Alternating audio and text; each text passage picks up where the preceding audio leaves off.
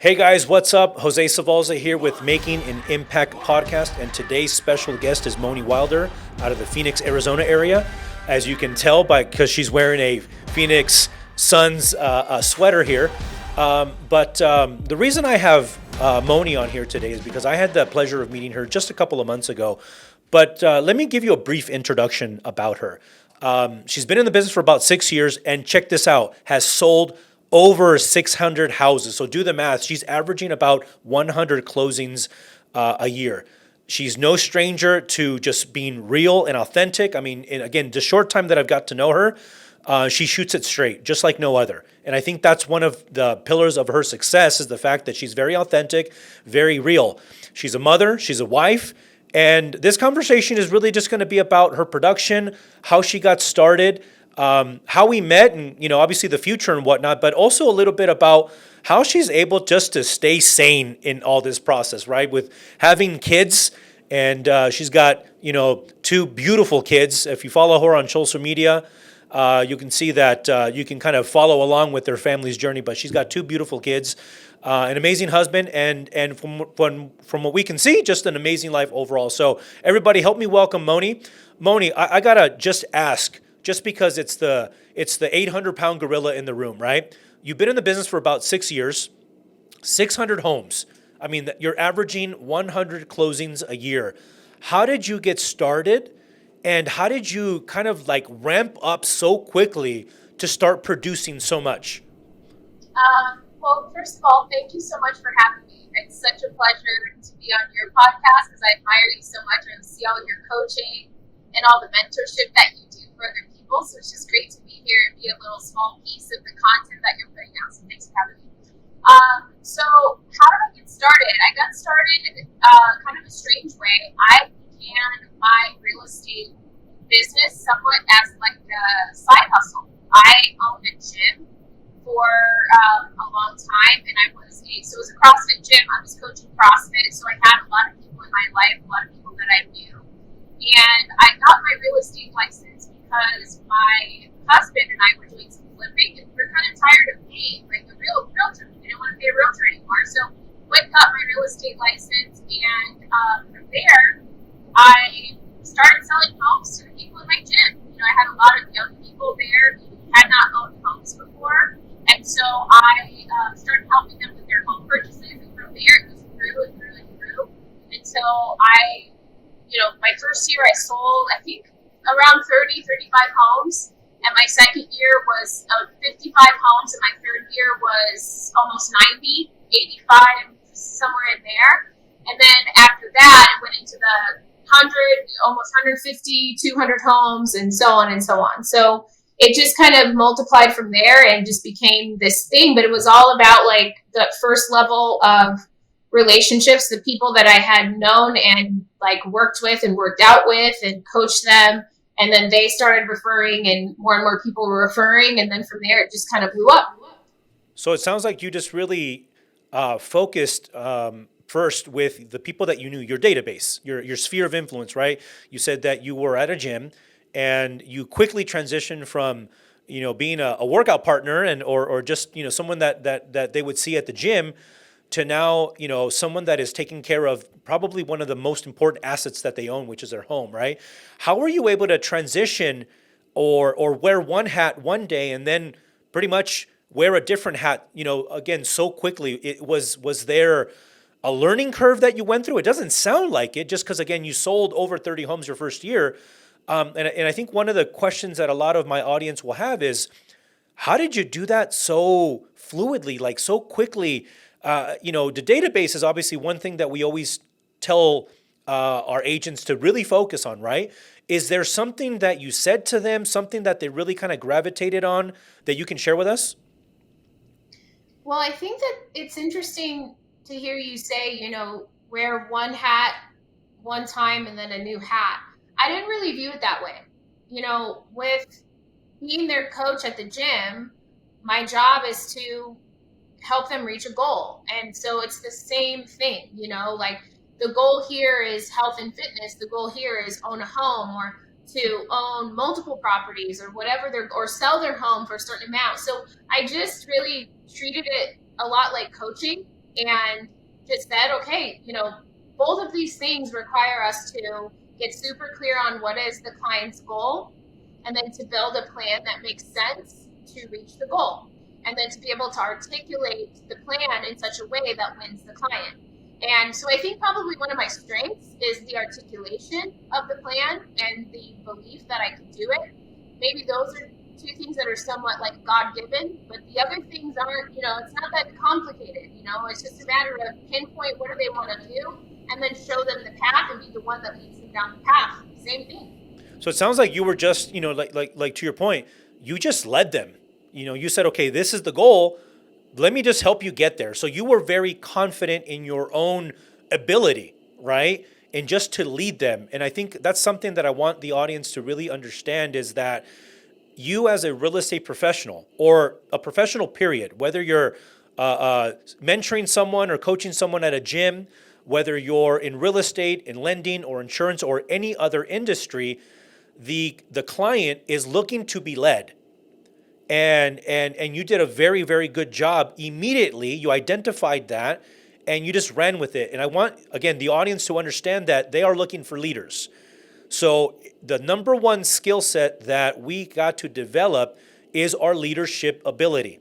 And that is stemmed off by starting with our confidence. You have to be confident in what you're doing, and you have to exude that confidence so that they know that you're leading this conversation, correct?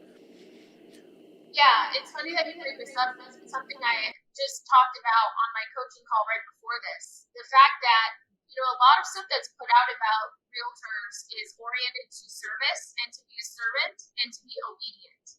And I think sometimes that creates a mindset in realtors that we are supposed to be somewhat passive or subordinate in a process. But in fact, it's not that at all. We are meant to design the strategy and execute the strategy, and to take our client's hand and lead them down the path we need them to go down to be successful. So even if you have a client with a strong will, strong personality, it is still your job to be the one that makes sure that they're on strategy, that they're doing what needs to do to reach the goal. And, those of us who have the leadership skills and the confidence and the competence, it's not just about being confident, but you also have to know what you're doing and how to do it best. You combine those two things together, it's kind of hard not to be successful in this business. Yeah. I mean, to your point, over 30 closings your first year. The second year, you almost doubled. Is there anything else that you introduced into your business that allowed you for, doubling your business year over year? Well, in my first 3 years, not really. I just continued to get out there and hustle and talk a lot about what I did. I did a lot of social media, sharing about what I did.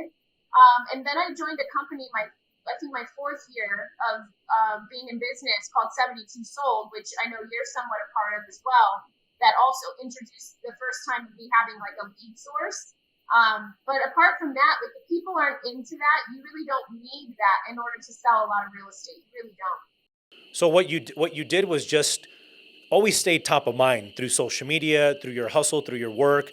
Is there any, besides the 72 Sold lead source that we'll discuss here in a little bit, what were the lead sources that you kind of tapped into the first few years to kind of, again, get so many leads, number one, and number two, to, again, get your business to where it is now? It's 100% repeat and referral, sphere of influence, people I knew. I just made sure that I did a good job, and I made sure that they felt like a hero in their transaction. And I made sure that they knew that I facilitated that transaction in a way that no one else could. And if you do those two things as much as you can with each person, people will share your name. I mean, I get now, like, even I haven't been doing a ton of personal business this last year. I've been focused on coaching. I still probably get 2 or 3 referrals a week for, hey, my friend mentioned she might want to buy a house. Can you give her a call?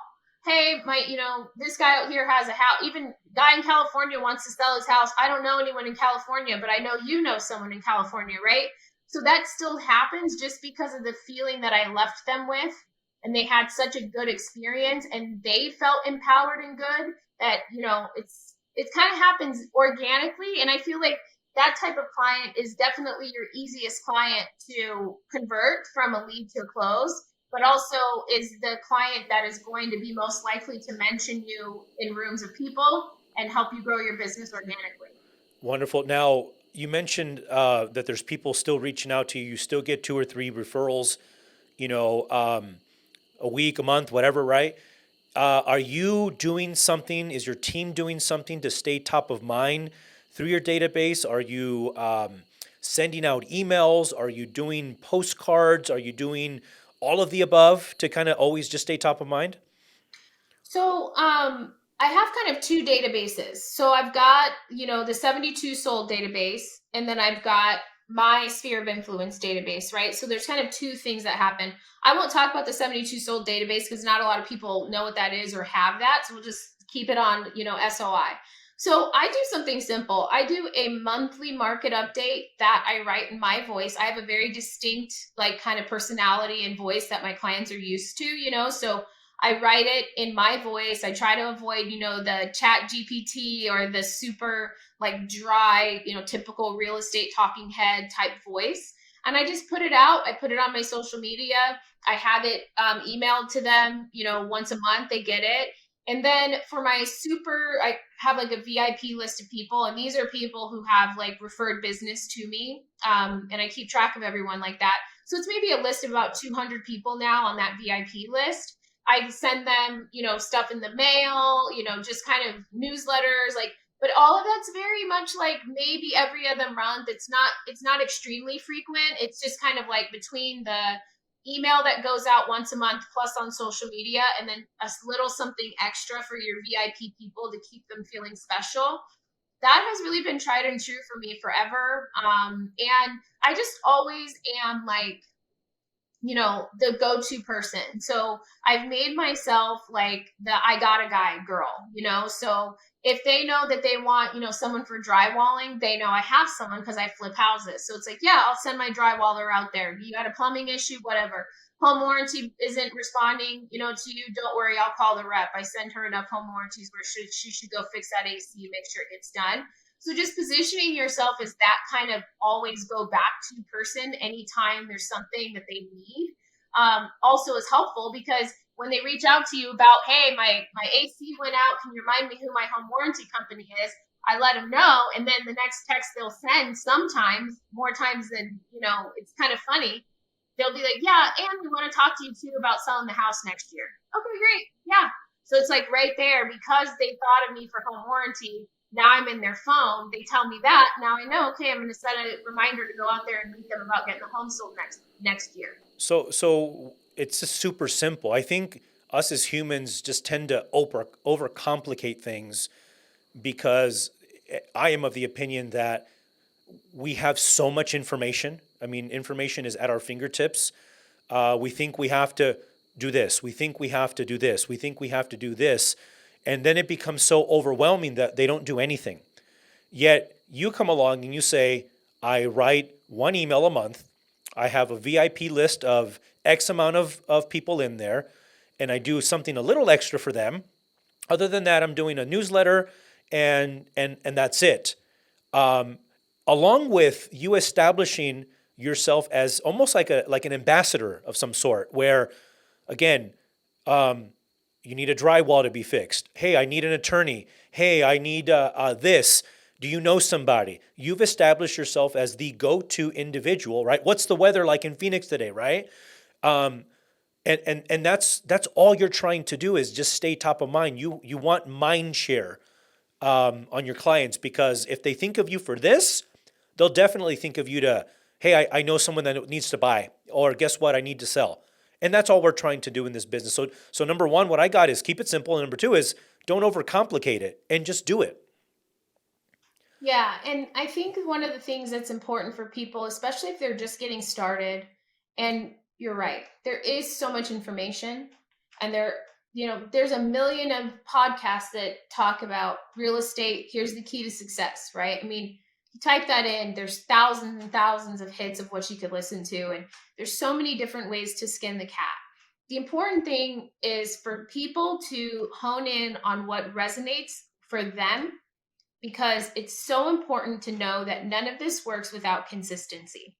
And what you're never going to do is you're never going to take a new behavior that just doesn't fit you and consistently do it. You might be off to a great start. So you might see a realtor that you super admire and they write blogs and they write these awesome blogs and they get all these comments and you see it. And every month you see all these people engage them and you're like, you know what? I'm going to blog, except one problem. You hate writing. Girl, you ain't going to blog.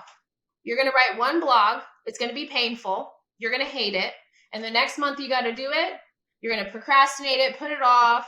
Then you're going to do it late and it's going to be kind of lame, or you're going to think it's lame even if it's not lame. And then the next month you're going to completely fall off and be back to square one. So it's not just about simplicity, or maybe it is about simplicity, but it should be simple in that it is also natural to you. You need to find the thing that is natural for you. And each of us has our own thing. What do you naturally seem to become magnetic about? What is your thing where people all of a sudden start looking at you, are drawn to you? Okay, see if you can create a process around that thing, a behavior, because the behavior must consistently happen and it must be systematic, meaning you cannot just keep your database as the people in your phone. Get at bare minimum, put everyone in an Excel sheet. Get everyone you meet in an Excel sheet. So then you have not just what you're going to do, but you have the system that you're going to do it on, right? So you've got your people in a system. Okay, cool. Now go grab it. Keep adding people to it. Okay, last month, these people got the newsletter. Cool. Check, check, check, check, check. Okay, now these people add them. Make sure it's by combining those two things, your consistency to a system, those two things ensure that you're getting enough exposure out there. And I'm such a believer in energy. So it's like, if every month you're putting out the energy that I am building my real estate business, I'm building towards these things, eventually the universe will respond back with business, with leads, with opportunities that you can grab. But if you're not consistently hitting it, you're not really sending out the right energy that you are going to be the one that people should trust with their real estate transactions. Yeah, you're not in alignment with yourself, bottom line. You know what I mean? So, Yes. you spoke about systems, and I'm a huge fan of systems because systems will give you time, number one, right, where you can eliminate thinking. We got to eliminate thinking in a lot of things. That way we can, focus on lead creation. But when did you start to introduce systems into your business to get it to where it is? In other words, systems is a protocol that you follow, or someone that you hire to follow that protocol, right? When did you start to expand your team, if you will, to then start doing again 80, 90, 100 plus transactions in 1 year? When did you start that in your career? I started very late. So I did not have a CRM until probably my third year. So until I was up to doing like between 80 and 90 deals. I am very naturally not system oriented. I'm a very free spirit. I'm very type B personality. Systems make me immediately sweat and stress out. So what I did was I just knew that I had to make enough money to hire someone and their entire job was systems. And so that's the thing. It doesn't have to be like, so do you have to have systems? Yes. Do you have to do it? No. In fact, if you are not system oriented, the amount of time and angst you're going to expend on trying to become system oriented is not the best use of your time. Because likely, if you're not system oriented, it means you likely are just better naturally a salesperson through and through.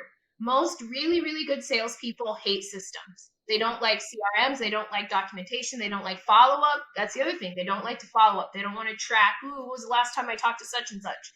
So if you're that person, it's best to lean into the thing you're best at, but don't make no mistake. Somebody needs to do the system. So if you're going to be that person, then you know that you have to set aside a certain part of every closing that you have and figure out how you're going to pay an admin who should have the exact opposite personality as you, by the way, to be your check and balance so that you can create what needs to be created in order to keep your sales funnel going. Because really, really good natural salespeople They have businesses that do this. So they have a great month because they're able to close everything, but because they were so busy being a salesperson, they didn't fill their pipeline. So the next month sucks, and then it builds back up. So it does that. So if you want to have any kind of consistency in business, that's where the investment and the admin to run the system is important. So what I heard you say is develop your strength or keep working on your strength and hire your weaknesses, right? So that means go close a shit ton of deals so that you can allow yourself to grow by hiring someone else that will do that work for you. Don't beat yourself up. Don't overthink it. Don't overcomplicate it. Hire somebody else, but you gotta put in the work first. You gotta make sure that you put in that hard work, that grind, that hustle, right? So that in the future, then you become systematic. Because I think any thriving business has to be systematic, has to, follow a protocol for it to thrive and survive long term. If you don't want to survive long term, then continue doing what you're doing and just do everything yourself, right? So I love the way you said that. Is that I just had to, you were very vulnerable. You said I hate systems. I don't like them. They don't like me, but they like so and so, which means I have to go hire so and so, which means that I need to go close a lot of deals so that I can make sure that I'm able to bless so and so with a job under my team. You know what I mean? And I think that's allowed you to expand to, again, 80, 90, 100, 100 plus closings in 1 year. That's awesome, which has now led you to, excuse me, has now led you to coaching. So you're a coach also on a national level. You do have a team that you coach. It was that coaching, or were you introduced to coaching real estate agents because of 72 Sold, or was this something that, again, just naturally, just the doors opened up? Yeah, so I actually was coaching well before I was with 72 Sold. I was a branch manager for a former brokerage that I was at, and that meant that I had several agents kind of under me in terms of it was kind of my responsibility to grow the branch revenue. How do you grow that? Well, you teach other agents how to close deals, right? So I've been doing it for a while. And then the 72 Sold opportunity, I'm a big believer in, say yes more than you say no, whenever it seems like the things are oriented to your future goals. So my future self sees myself as a real estate coach. So when this opportunity came up, it was like, okay, yeah, let's say yes to that. Let's see how that unfolds. And it's been like a wonderful, fantastic, wonderful experience. So how many people do you coach now? And has the 72 Sold opportunity given just you or made people more aware of who you are and what you can do for them? I think I coach maybe, I mean, gosh, either directly or indirectly at this point, probably about 400 agents. And I've got a local team in so I have my Phoenix team that does like production with me. And then the other agents are across the country and I help them with converting this certain type of seller lead. So, and since I've done so, my team last year, we closed over 200 of them. Our first year we did, I think, about 140. This year we should close around 190 ish. So, we have a ton of experience with that type of lead. So now my job is to really help coach the 72 Sold method and program for agents. But really, as I've gotten to know the agents over the past year, it's really just turned into just general, hey, this is just real estate business, like, hey, mindset, this is how you need to think about it. And you can really plug any type of lead into it and it will be relevant and it will be helpful. Gotcha. Now, we've been mentioning 72 Sold a lot. We've kind of been throwing that phrase out a lot, in the last 20, 25 minutes that we've been talking already. Can you tell the audience, what 72 Sold is? Because quite frankly, that's how you and I met. I was introduced to 72 Sold by a buddy of mine named Ernesto. Ernesto knows you, he's on your team. He's your LA plug is what I would call him, right? And he immediately plugged me in, and again, that's how I got to know you. And I think we first started to communicate back in June or July or something like that. So it's just been a couple of months. But go ahead, can you tell and the audience exactly what 72 Sold is? Yeah, no problem. So 72 Sold on the consumer side is a home selling process that was developed in Phoenix, Arizona, where I'm at. So we're the home kind of team where it all started about 5, 6 years ago.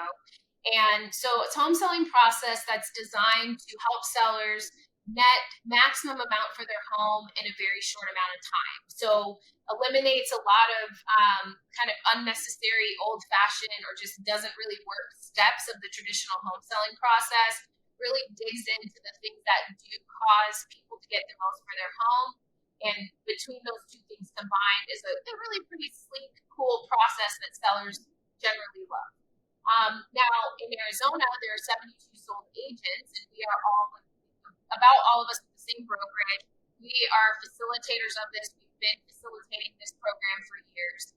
And we did a national launch this year, and it opened up the opportunity for other agents across the country to become 72 sold agents. And with that, an agent can either just get trained in 72 sold, or they can purchase their own zip code called a protected area, where as the television commercials for 72 sold run nationally, they generate leads. Those leads then get distributed to whomever is in those zip codes, or if there's overflow, sometimes it's out of area stuff. But basically, the seller leads then go to a 72 sold certified agent to then facilitate. And so the 72 sold agents all fall under teams like mine, and it's my job to help the agents who own the zip codes convert those leads that we get through the television commercials. So I hope that wasn't the most convoluted and confusing explanation of what it is. No, no, not at all. I think you did a wonderful job in just explaining it on both sides, right? Because there's two sides to it, right? There's the consumer side, and then there's the person that's viewing the commercials and saying,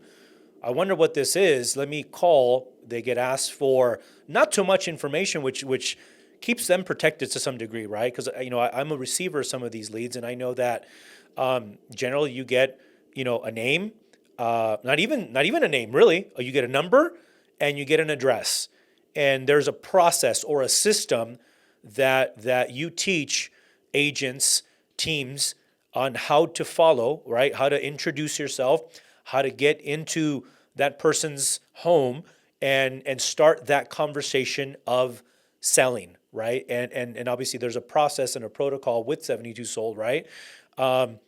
I've been successful at it. I think my very, very first lead that I got, I was able to convert immediately. But a lot of it, as I've known, is follow-up. A lot of it is follow-up and following up with those people.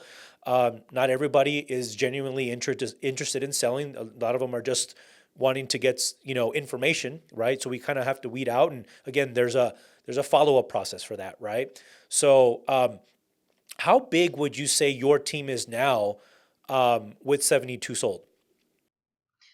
So are you talking about my Phoenix team? Like how many agents work for me No, locally? on a national level. Oh, gosh, it's probably 50 or 60 agents Okay. between all the different areas. Yeah. So when you're saying areas, it's California. It's I've seen people from the East Coast. Obviously, your team from Phoenix is there, and it's really just one person that knows another that just got introduced to you, and you got to them, and here we are, right? Yeah, exactly. And the cool thing about it is I think with anything, it doesn't matter what kind of lead, it is. It's just about people who are out there, real estate professionals who want to be their best. They plug into the coaching. We all learn from each other. We have just great rapport. I mean, we've been doing this together for a year now. So it's been cool because there has been that, kind of longevity in the group. So you just see how much everyone has grown, just as general salespeople. And even hearing them talk about, oh my gosh, my SOI listing, I didn't think I was going to get, but I used all of our, everything we train on with the listing appointment. I just used the same thing with this guy and I got it. And it's not even a 72 sold lead. And it's like, that's what it's about.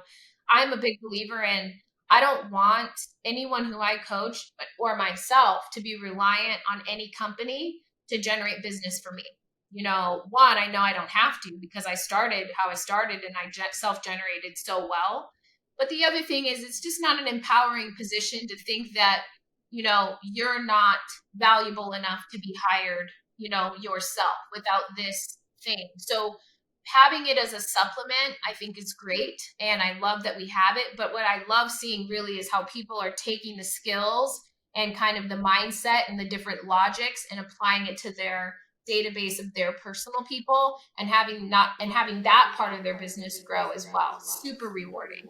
Yeah, absolutely. As a coach myself, you get someone from day one and you start to track certain metrics on not only from themselves, right, from a confidence level, but also their production. And you kind of start seeing, number one, how fast, a year goes by and how much progression that person has had, within that year, whether it be from a confidence standpoint where, they can say something very easily where day one it was like, oh hi, the stuttering, the stammering, all that stuff appears, but with time and consistency, now they say it just off the tip of their tongue. And then with time again, if they continue to practice their craft and master their craft, they start to see that hockey stick effect happen in their production where it just starts to shoot up. And that, you experience that, I experience it. That's very fulfilling and rewarding to me as well. So what's next for you? I mean, you got a thriving business. You've been on other podcasts. You've been featured in Bloomberg. You've been on TV. You're a mother of two kids. You're a wife. What's next for you, Moni? This coming year, my goal is actually to do what you're doing. I want to have a podcast that is adding value on a bigger scale than I'm able to right now. So that's like my number one focus is just getting some really great content out to as many people as possible. And believe it or not, I'm not a big planner. So I kind of pick maybe one thing that I don't even like to put extreme metrics around most things. I just like to set intention towards something and then watch that grow. So my plan and what's next for me is always about, developing my team to be prosperous individuals, to be happy agents. It's very important to me that the people who are on my team are not just productive, but that they're happy. So and I feel like my job as the leader is to figure out how to do that or how to at least create an environment and give tools that allow for that. So that's one thing. And then just really for myself, just getting content out there that feels true to me, because I think that, why not? Like I'm here, I might as well speak up. I know how to do this. And then whatever unfolds from that, I'm kind of down for whatever. Have you ever thought about coaching on a much larger scale? Yeah. Yeah. Yeah. I'm gonna plant that seed right now. You just never know. You just never know. you know, I um, appreciate I appreciate you for your time. I appreciate you. You just again, how does someone that does so much still have time to do this, right? And it all goes back on playing on her strengths and having someone else or something else really work on everything else that she's not good at. The same is for me. I am not good at a lot of things, and I have to put people in place. I have to put things in place that will help me be good at those things that I'm not, and I can just do what I'm good at.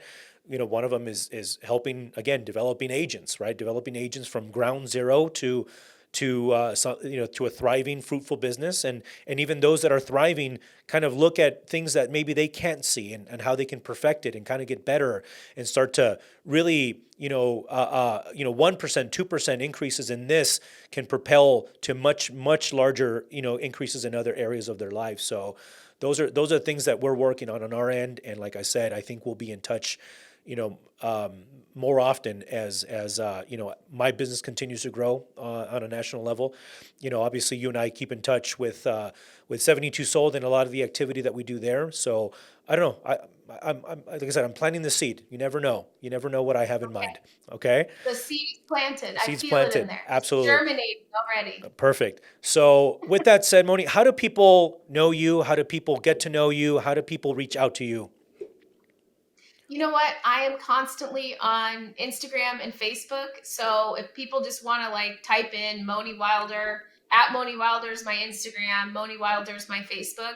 Yeah, just follow me. I've got a website, moniwilder.com. Like, just if you know my name, type it in. That'll be good enough to get you connected. Yeah, and that's Moni, Monie, Wilder. And there's two things that came up to my mind when I first heard your name. Number one was show me the Moni, okay, which I'm sure you get that a lot. And then the other one was take off your last name. And this is, have you ever seen the movie Romancing the Stone? And if not, I'm really dating myself, okay? But there's a guy in there, I believe is like Jack Wilder. And that's the first person that I thought of when I heard your last name. And it just, again, just, you can see how my brain just works. You know what I mean? It's just all over the place. So, but with that said, any parting thoughts that you can, that you like to share with the audience? Yeah, I think that knowing that this audience is likely people who are looking to improve their business, improve themselves, and I just know the type of person you are, so it's not just about the money, but it's about the holistic person. And I think that's where we share a lot of similar values. I think that, near the end of the year is a time for reflection. I think this is a really good time for everyone listening to just get really clear on what it is that speaks to them in terms of their motivation. Why are you in this business? It's a hard market right now. There's a lot of things being talked about with the commissions lawsuits that feel scary. The thing that we all have to remember is that at the end of the day, if you provide value, you will be paid and compensated handsomely for it. So focusing on how much value can you add while being yourself authentically. If you can combine those two things together, you won't burn out. You will have amazing satisfaction in your career and in your life. And most importantly, you will have people that just really look to you, not just as, oh, there's that real estate agent, but hey, this is an important member of my community that I highly value their expertise. And I think that so many of us don't necessarily feel that appreciation right now with everything going on out in the news and all that. But realize that you don't have to have the affirmation outside. Get affirmed within, get aligned with yourself within, and then start to create from that place. And your results will come so much more easy and will feel so much better for you too. Nicely said. Nicely said. So thank you again, Moni, for your time. Greatly appreciate it. Thank you for sharing all your wisdom. Thank you for sharing it with the audience. I'm sure they're going to take a ton of notes with what you said, just keeping things super, super simple. And as a result of you doing things so simplistic, how it's just been so amazing so to have such a thriving business. Again, follow her on social media. You'll see her journey. She's an avid yoga. I've seen you do yoga, so I know, if you guys are into yoga, follow her for yoga. Like I said, she's a mom, she's a wife.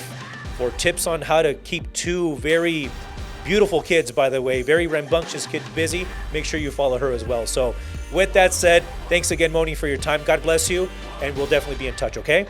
Take care. Alrighty.